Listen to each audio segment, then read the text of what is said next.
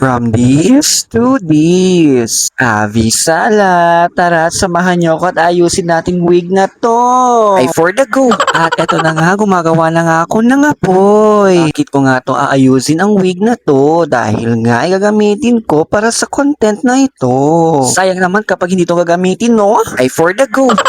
At ito na nga, inaayusin ko na nga yung kaldero at nilalagyan ko na ng tubig. Pagkatapos ko ilalagay dito sa kaldero ay nilalagay ko na din dito sa may apoy. At hintayin na natin hanggang makulo na ito.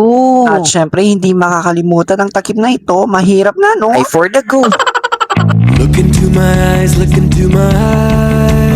At ito na nga, kinuha ko na yung wing. At iniligay ko na nga sa palangganita dahil nga umiinit na at gumukulo ng mainit na tubig. At kinuha ko na nga ang mainit na tubig at binuhos ko na nga dito sa wing. Kaya dahan-dahan lang para hindi mapaso, no? Ay for the go.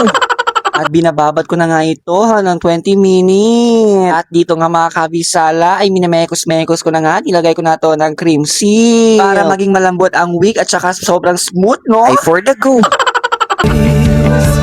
Doesn't matter if they're blue, green, brown, they flash like fire. At ito na nga mga kabisala, sinusuklayan ko na nga at sobrang smooth at napakagandang tignan. At ito na nga ang resulta mga kabisala, kaysa kanina sobrang gumon talaga at napaka-effective nga talaga ang ginawa ko. At kung gusto nyo gumaya, kaya nyo yan, no? Ay for the go.